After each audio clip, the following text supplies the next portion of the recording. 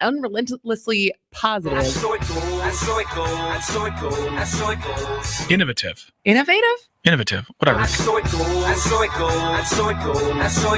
It indicates. Indicative? Hey, can we focus?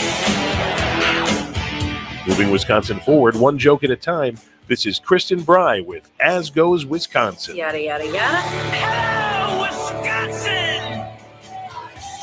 Hello, Wisconsin. Welcome back to As Goes Wisconsin. This is the 11 o'clock hour on a less smoky Friday. We're happy to be able to breathe a little bit better than we've been able to. So hopefully that continues to clear out over the weekend.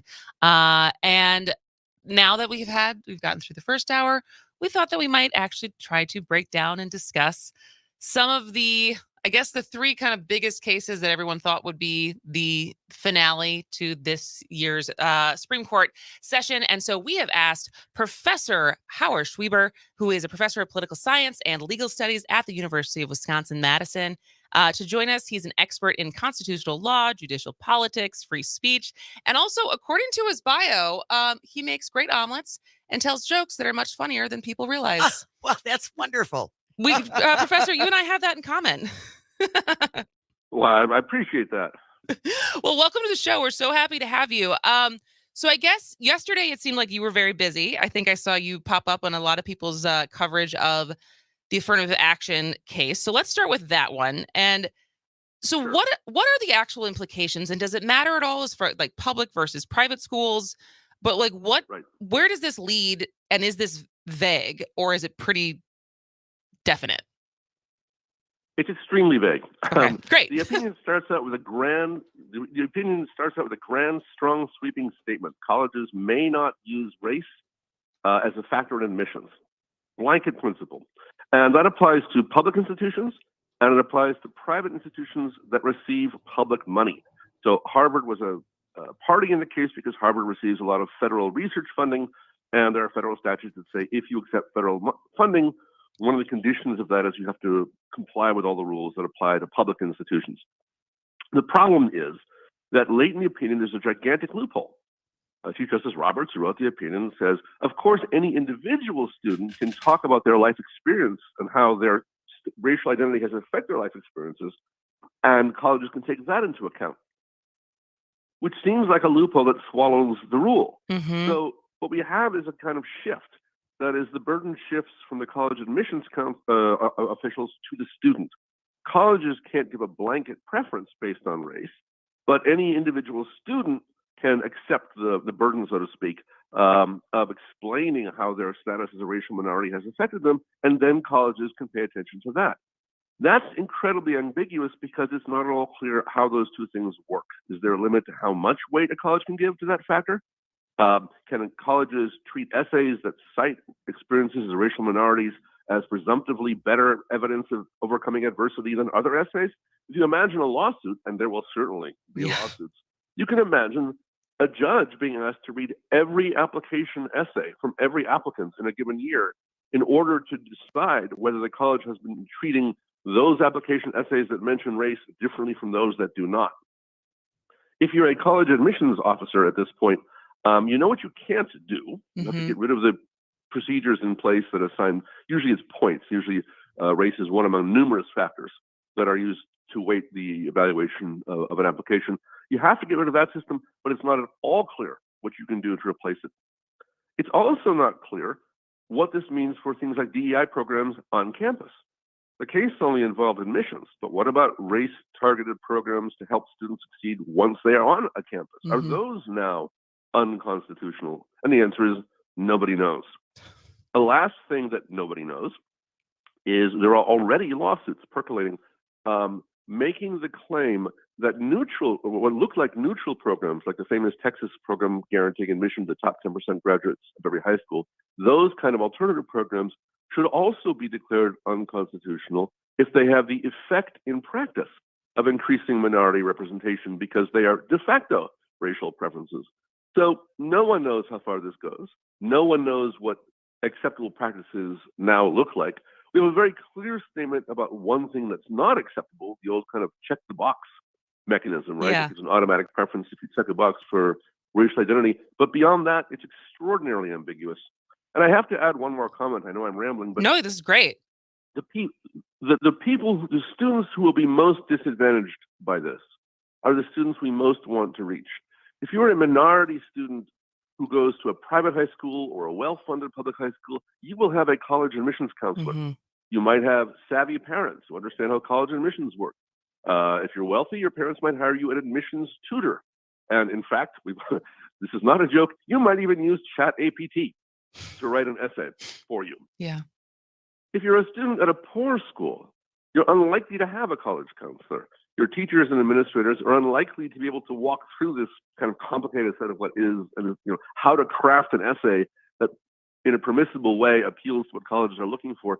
And so it's the poor and underserved minority students who are most cut out. It is made most difficult to reach them by shifting the burden from the college to the student. And that's tragic because obviously those are the students whom we most would like to be able to reach. Absolutely, and who also have the most to gain to be the first generation college students, but they Of don't course. necessarily have someone like their parents signing them up for take them ACT through it, courses. right. Yeah, and so this is kind of Sure. an outlandish question. We're talking to Professor Howard Schweber, who is a professor of political science and legal studies at the University of Wisconsin-Madison. Because I know, is there any constitutional or legal standing to ever challenge the preference that like legacy students get at some of these colleges and like the over admission of people who it's not merit, it's their family's donations or their family's Absolutely. legacy? Is there legal standing that if anyone ever wanted to make a lawsuit about that, they could?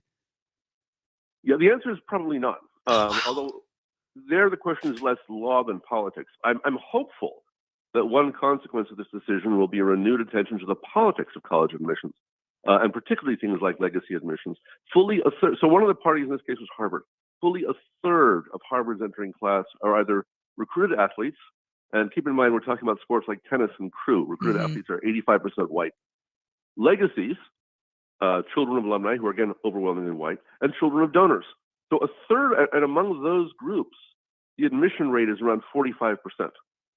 The admission Wow. rate for the general population is around 6%. So a third of the class, right, and a third of the entire class is made up of students who are overwhelmingly wealthy and white, come from overwhelmingly privileged backgrounds, and have a gigantic advantage in admissions. That's not unconstitutional because none of the things I just said specifically say we're admitting you because of your race. But as a matter of policy and politics, I think your reaction illustrates just how startling people find it when they realize how powerful the pro-white affirmative action programs are that are in place, as compared to the much smaller program that just got struck down. For comparison, approximately 9% of the Harvard undergraduate population is Black. Wow. So then my final question before I want to move on to some of the rulings that came down today, what does this mean for, because it seems like we can declaratively say there's a war on DEI, right? Like there is on ESG, on DEI. We've seen it with the debates with the UW system. But what does yesterday's ruling open up for like corporate, in the corporate world, as far as like their initiatives that they've recognized are good for business? And how many lawsuits this opens up to what businesses can or cannot do when their private companies are hiring. Right. So it shouldn't. Private companies are not bound by the Constitution. Okay. So there's something called the state action doctrine that says that things like the Equal Protection Clause or the Free Speech Clause or other clauses of the Constitution only apply to limit what governments may do. On the other hand, and again, you have to kind of read the law along with the politics. You can certainly read this case as an encouragement to state legislatures, like the Florida legislature, for example, that might want to pass laws cracking down on DEI practices. And if a company then challenges one of those laws, Florida would come back and point to this case and say, no, we're just carrying out the spirit of the Constitution. I don't know if that's a winning argument. The companies will argue that their free speech rights are being infringed upon. It's a mess. But much more immediately, the case is written in very, very broad language. Right? The specific issue had to do with college admissions, but it's written much more broadly than that in the early paragraphs. This case will be used, I can pretty much guarantee it, as a basis to challenge preferences in hiring, federal contracting, pretty much any public action that is explicitly race conscious. So think about, I think I've already mentioned this, DEI type programs on college campuses can now, and I'm sure will be challenged under this precedent. And frankly, we have no idea how those challenges will work out. Well, and that's even that they've not filed a lawsuit, but the Common Council in Milwaukee was talking about kind of the strings that have come attached to the potential of the sales tax being the city of Milwaukee can't have any DEI programs. And so would that fall under this as well? No, that's a different set of issues. Okay. So, I mean, the problem is there's so many issues here. What can a state government do or a city government to regulate private businesses? What can the state government do to limit what cities can do? Each of these is a different sort of constitutional category. Okay. The short answers, although none of this is well worked out, is that states can control cities because cities are considered administrative subunits of the state. Okay. And states cannot regulate private businesses in ways that would infringe on those private businesses' freedom of expression. And I'm afraid that's sort of all I can tell you right now because that's all that we're sure about. It's almost like none of this is black and white or straightforward or simple. How remarkable. I refer to this as the Lawyers' Full Employment Act. Seriously, really? That is a very good. See, you are funny. We're talking to Professor Howard Schweber, who is a professor of political science and legal studies at the University of Wisconsin-Madison. We're going to take a quick break, and when we come back, we will get quickly to today's rulings about student loans and the wedding website that maybe there was never a real request in the first place. But stay with us. This is As Goes Wisconsin. I had a chat with Ho Chi Minh, sip rice wine and chase him again. Won't take long, that's a miss my guess. I have you out of this doggone mess. I set up cable to Ball and Mac. Let them know I'm coming back. Sit right down with Rockin' Nicks. Teach them both some of pygmy tricks. You son of a gun, you. Come November election time, you vote your way and I vote mine.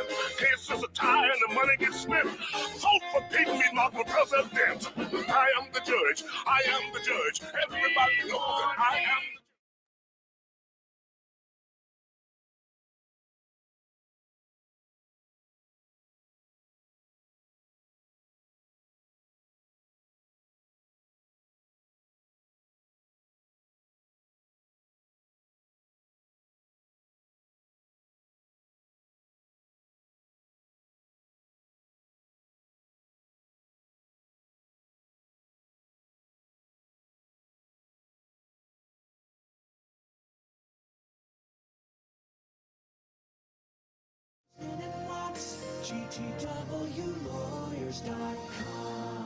Hey, this is Lindsay Kindert at 540 WAUK The Shaw. At Civic Media, we love our local communities and want to share your stories. Submit your local event and we'll let our listeners know. Email me, Lindsay Kindert, at info@civicmedia.us. That's info@civicmedia.us. This summer, 540 AM WAUK has a new lineup. Yes, that's awesome. Starting at 6 a.m. Up North News, 8 to 10, The Earl Ingram Show. Mondays, 8 to 9, Under the Helmet with the Gravedigger. Gilbert Brown and Earl Ingram. 10 to 12, As Goes Wisconsin. At noon, Civic Media Network News. At 12:15, Town Call. 1 to 3, The Todd Alba Show. 3 to 4, Matt Flynn Direct. 4 to 6, The Devil's Advocates with Dom and Cruz. At 6 to 7, The Maggie Dawn Show. On 540 AM WAUK.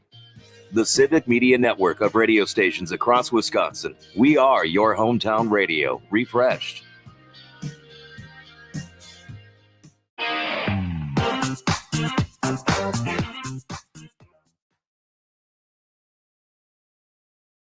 Here's your updated forecast on the Shaw. Sunshine mixed with clouds at times this afternoon, with a slight chance for scattered thunderstorms. Highs level off around 89. Westerly winds 8 to 15 miles an hour.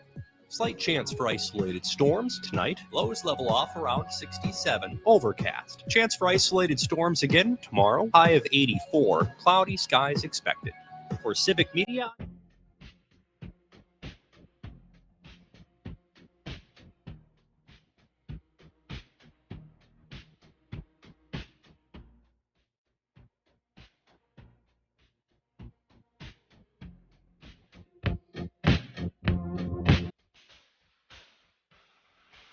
Welcome back to As Goes Wisconsin. I am Kristen Bry. She is Jane Matnair. And on the phone with us, we have Professor Howard Schweber, who is a professor of political science and legal studies at the University of Wisconsin-Madison. And he is helping us make sense of the Supreme Court rulings that came out yesterday and today.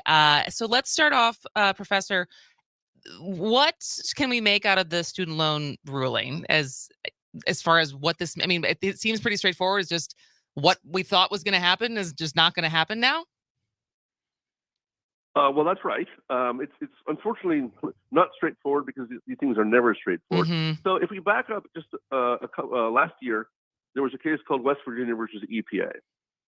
And that had to do with the question of what is the scope of the executive power with respect to executive agencies, regulatory agencies like the Environmental Protection Agency, for example. And in that case, the Roberts Court kind of doubled down on an idea that they had introduced earlier but never really explicitly worked out, which is the major questions doctrine, which says that if the executive is going to do something really big, and this is true of the executive generally, so it applies to the president as much as it applies to an agency.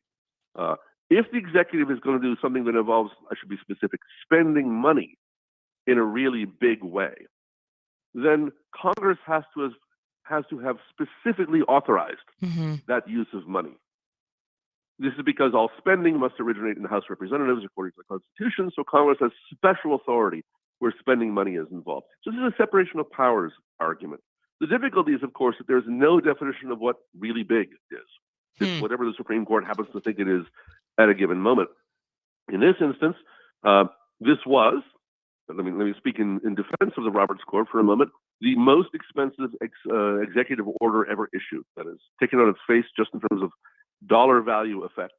And what the court said was, no, for the president to have that kind of authority, Congress has to have said so explicitly.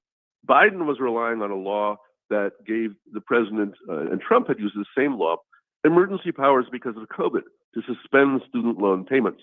Biden was saying, well, this same law also gives me authority to wipe out all of these student loan payments to the tune of, an enormous amount of money. And the court said, no, you're overreaching. It's not clear that Congress in that law intended to give you that authority. So this goes much more to the general question of separation of powers and how specific Congress has to be in granting authority to the executive than to the particular question about student loans. The politics is interesting because historically, one of the things Congress has always done is given executive agencies fairly vague descriptions of their authority, precisely in order that Congress and its members can avoid the political consequences of coming out strongly and saying, yes, I'm authorizing this, or no, I'm not authorizing that. So one way to read what's going on here is that the court is trying to hold Congress's feet to the fire and force them to step up. Given the current dysfunction in Congress, this likely results in a general disempowerment of the executive branch to carry out various functions of government. Okay, so is there long-term ramifications of this, or is this something that it's kind of just as we have this Congress right now and this president right now, it'll continue to be vague? Sure. The long-term implication is, and I think this is the goal of particularly some of the justices, such as Gorsuch, for example, is to weaken the executive branch, weaken the agencies and the regulatory agencies that pass the rules that, govern the environment and food safety and road safety and all sorts of things like this. Think about how much political hay Republicans have made about the idea that Democrats want to ban gas stoves. Democrats have never wanted to ban gas stoves. But this idea of the overreaching executive branch is a favorite cause of political conservatives, and the court has now given very significant support to that goal of reining in the regulatory state. But isn't it, and maybe maybe I watched Vice one too many times, but wasn't this during, but in the early aughts of W's reign, wasn't there the opposite swing of trying to give the executive branch so much power? So is this just kind of the pendulum going back the other way? No, it's again, unfortunately, a little more complicated than that. Okay. we like to try and simply say, liberals like X, conservatives like Y, and then we get a little more complicated and say, well, when we're talking about the Constitution, we mean judicial conservatives and judicial liberals.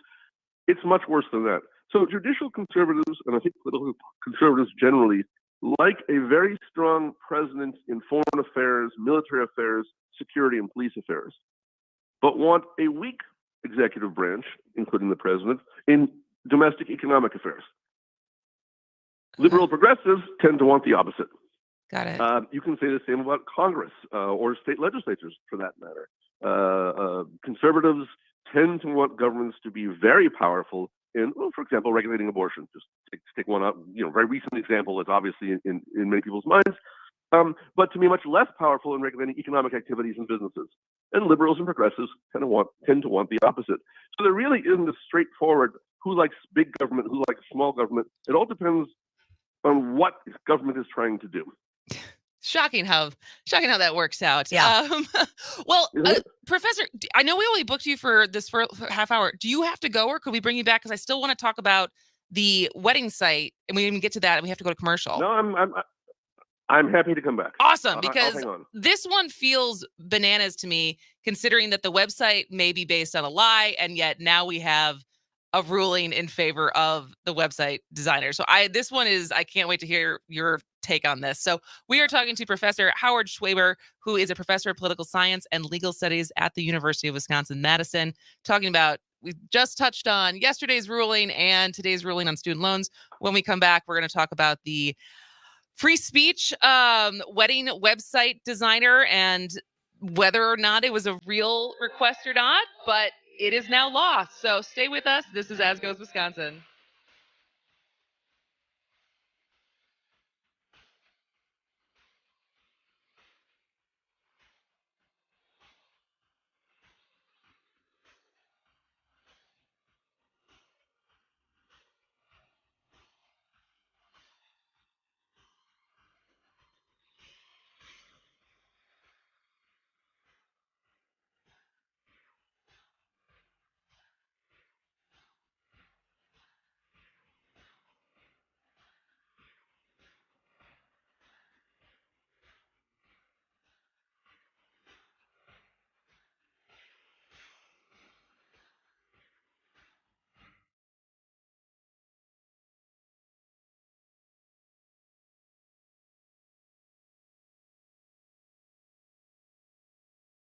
This summer, 5:40 a.m. WAUK has a new lineup. 10 to 12, As Goes Wisconsin. At noon, Civic Media Network News on 5:40 a.m. WAUK. CBS News special report. The U.S. Supreme Court deals a blow to the White House, saying the Biden administration does not have the authority to cancel or reduce student loans for millions of people under terms of a 2003 law. CBS's Major Garrett. Yes, the Department of Education under the HEROES Act at times of national emergency can change the terms by which student loans are repaid. What the court said this did not give the administration the power to do was forgive debt entirely. At the White House, CBS's Christina Ruffini. A West Wing source sent us the following, saying we strongly disagree with this court, but the president will have more to say later today.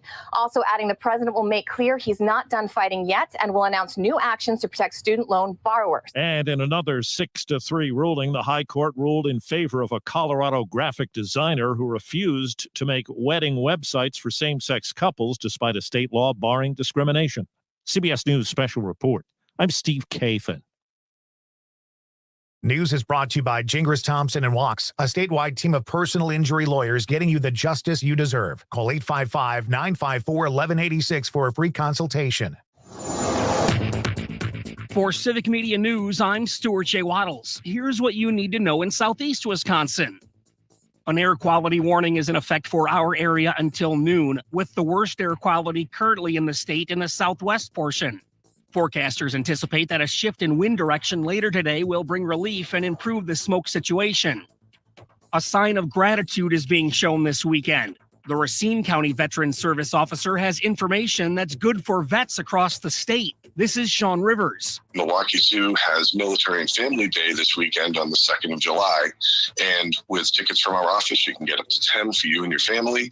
Just come by on Friday, grab as many of those tickets as you need, and we'll get you into the zoo for free. Each county has a veteran service office, and that's where the free zoo tickets for vets can be found. For Civic Media News, I'm Stuart J. Waddles. When it comes to achieving successful jury verdicts and settlements, one law firm stands out above the rest. Gingras, Thompson & Walks, a $6.2 million settlement for a woman permanently paralyzed as a result of medical malpractice. $4.9 million to members of a family injured due to the negligence of a truck driver and his employer. Call Gingras, Thompson & Walks today, 855-954-1186. All into it, Gingras, Thompson & Walks, GTWlawyers.com. The summer heat can really get to you. Hot, sticky, you feel like you're melting. But Wauwatosa, coming in July, it'll be easy to cool off at Joy Ice Cream Social. This family-run, family-friendly business is more than just ice cream. It's a cool community hangout spot for friends and family. Let's talk about the ice cream. 16 delicious rotating flavors direct from the chocolate shop in Madison. The perfect way to stay sweet and cool this summer. Opening in July. Joy Ice Cream Social. Scoop, snack, shop. 8334 West North Avenue. Follow them on Facebook and Instagram. It's go time at Chula Vista. Time for you to discover Wisconsin's most complete resort experience. 200,000 square feet of water park fun. New thrills like zipline racing, 18 holes of classic golf, Wisconsin's #1 steakhouse, hundreds of newly renovated rooms. Check it out at ChulaVistaResort.com. Chula Vista Resort is one of the nation's top 10 indoor water parks for USA Today's 2023 Reader's Choice Awards. Find out why at ChulaVistaResort.com. Local radio for your community. Civic Media broadcasting across the state of Wisconsin.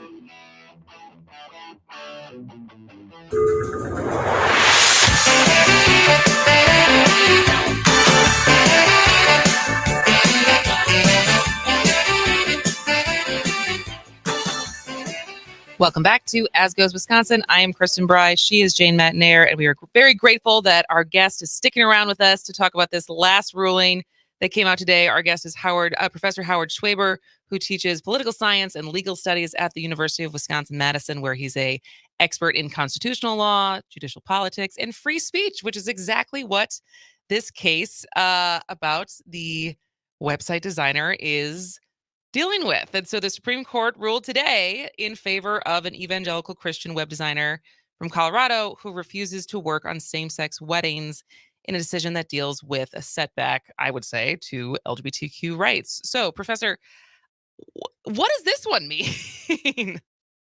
Yeah, this one is complicated. And it's particularly complicated because Justice Gorsuch wrote the opinion, tried to make it simple.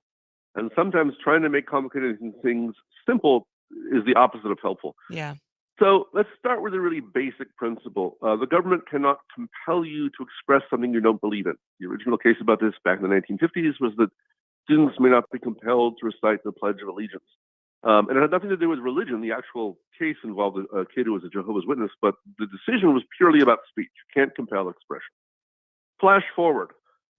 This web designer claims that being forced to comply with an anti-discrimination law because of the nature of her work involves compelled expression.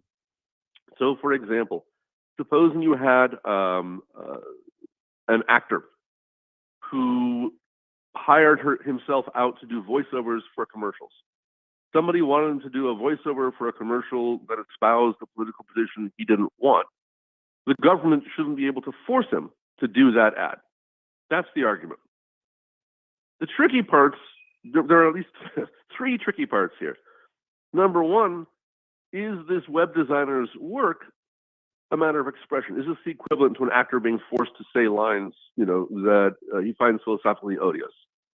And they said that it was, but to reach that conclusion, they relied on some very specific facts. This particular web designer said, and the court accepted, that any celebratory website she established would have her own personal commentary in it at the end, explaining how much this means to her. And that made this web design business a matter of personal expression.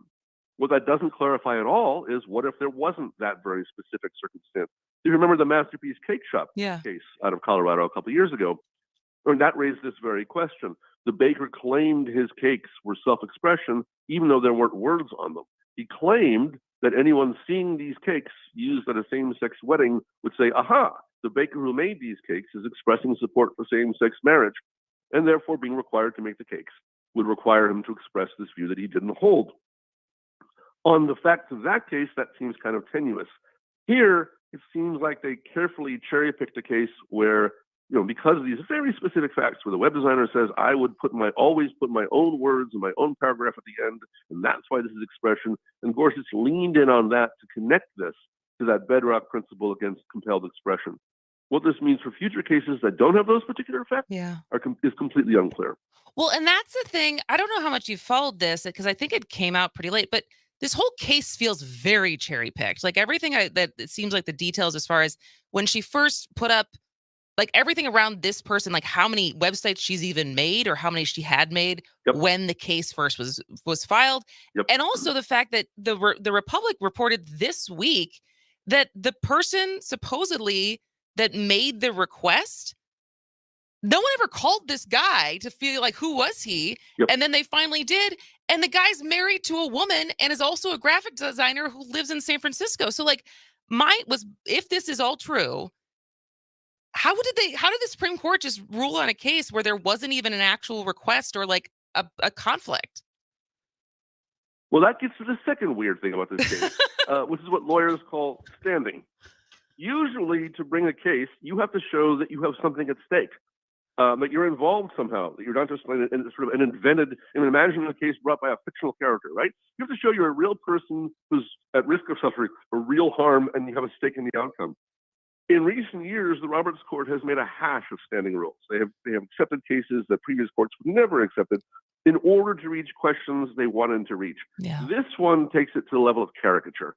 Not only does it appear to be, and you're right, this is new, so I certainly can't say that I'm sure it's true, but not only is there reporting claiming there never was such a customer, but it's very clear when the case was originally filed, she had not yet gone into the business of designing wedding websites. This is purely sort of aspirational. I hope to design wedding websites. When I do, I hope to add paragraphs of my own speech. When I do that, I expect to be hired by someone to create such a website for a same-sex wedding. I expect the state of Colorado to compel me to create that website. And if they were to do that, that would violate my constitutional rights.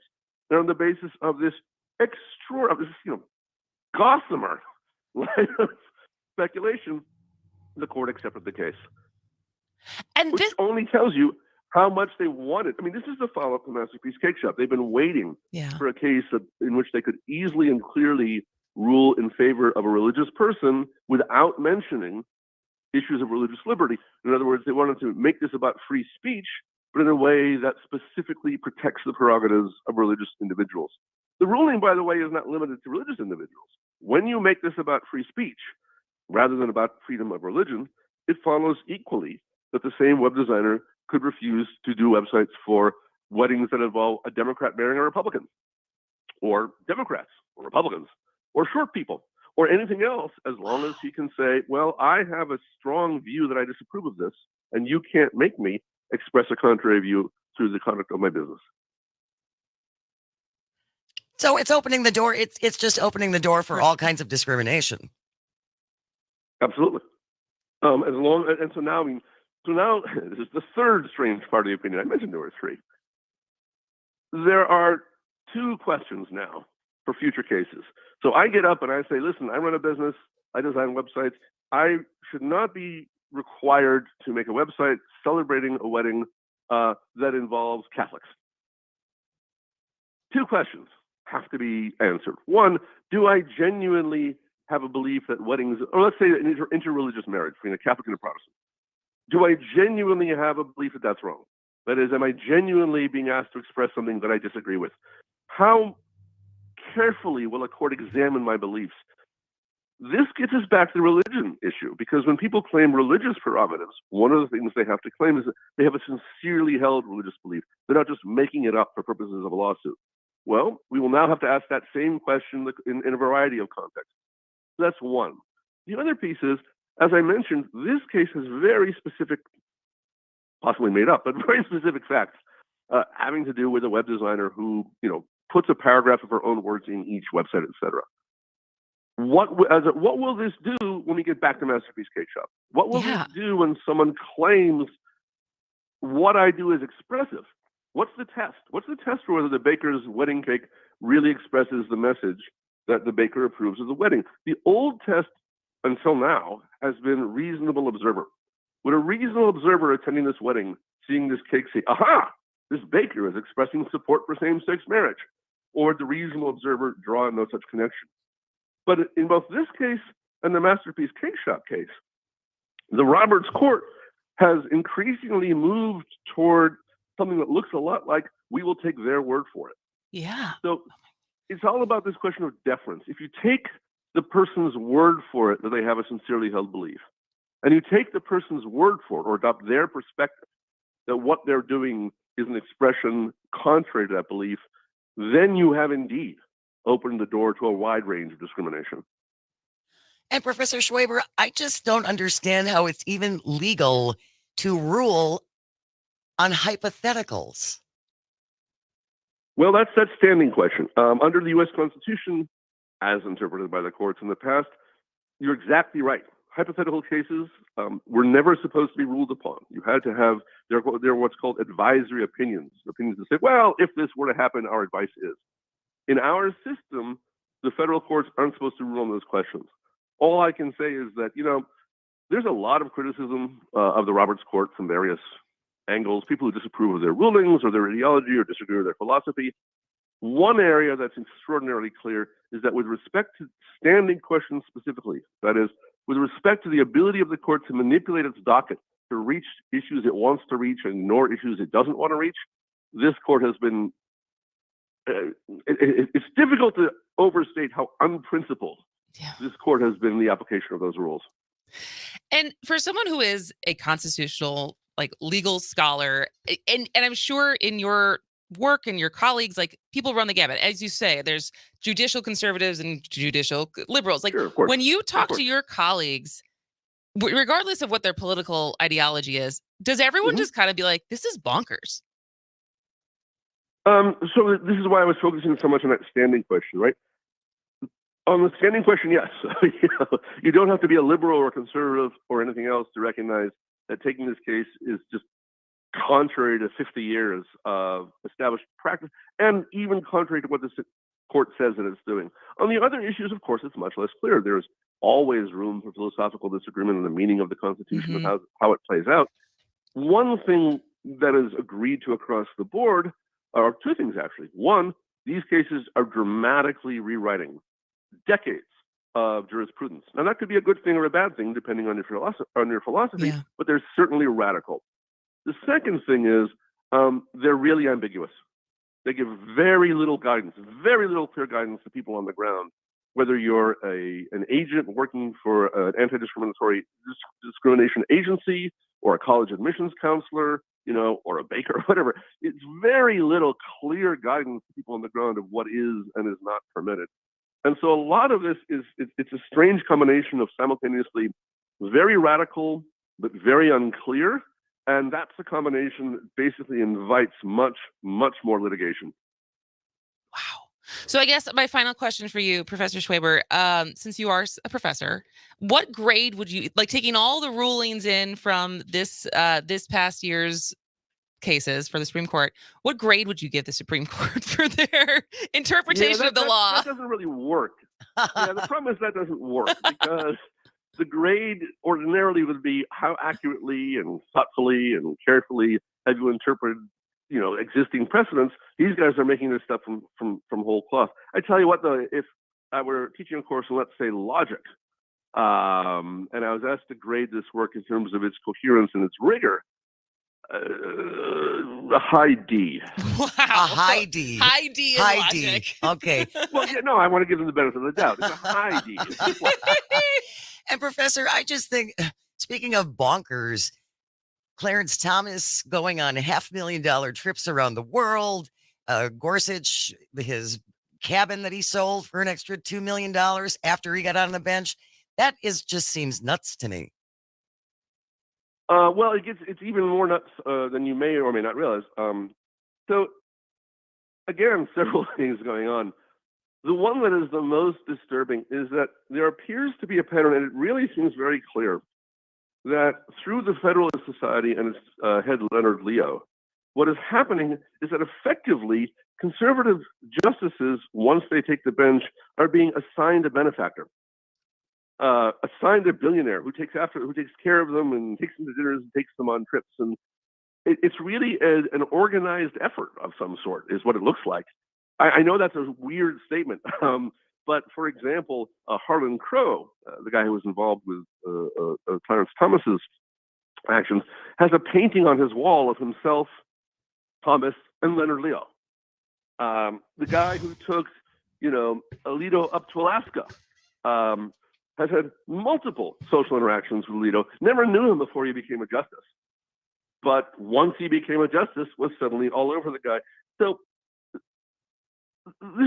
it's fascinating because I think the justices are extraordinarily tone deaf on how this plays politically. They keep coming up with these legal defenses. Well, we're not required not to take these gifts because the ethics rules don't legally apply to us, which is true. The Supreme Court has ruled that there are no ethics rules that apply to the Supreme Court because the Supreme Court says so. And having said that, they are therefore not bound by any such rules. These things they're doing would be a violation of rules for any government official, any police chief, let alone any lower court judge. But none of those rules apply to the Supreme Court. So on the one hand, there's an amazing arrogance and an amazing insularity in the way they're defending themselves by saying, well, we're not legally required to do so. And effectively, how dare you ask us to? Jeez. That is comply with ethics rules. Professor, And on the other hand, Professor, I have to cut you off because we have 20 seconds left, but this was wonderful. We cannot wait to have you back. You were fascinating. And Professor Howard Schweber is a professor of political science and legal studies at the University of Wisconsin-Madison. Thank you so much for your time today. We got to take a break, and then we'll wrap up the show.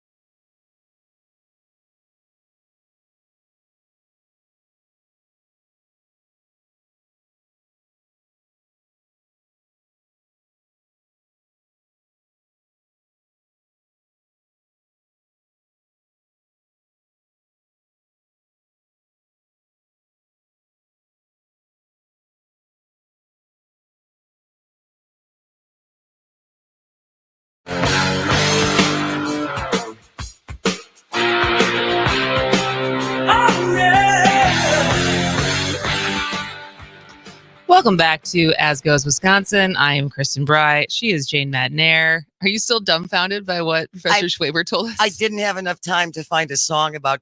My mind is blown. This is just insane. Our Supreme Court justices get a billionaire handler when they get on the court. Think about that. They're accountable to no one except the people who are taking them on $500,000 trips. That's just and they are lifetime appointments. We're stuck. There's so many things. It is, doesn't it feel like, to a certain extent? And I've used this term before, but it's like in certain ways, it feels like we're hostage. Sometimes it's like in Wisconsin, because this didn't really make. I feel like a lot of people didn't necessarily talk about this, but on Wednesday, the Democrats in the Senate brought to the floor to a motion or like a bill to repeal the 1849 ban, and all 22 Republican senators voted against it. Of course. And that doesn't, of course, I mean, it doesn't surprise me, but as far as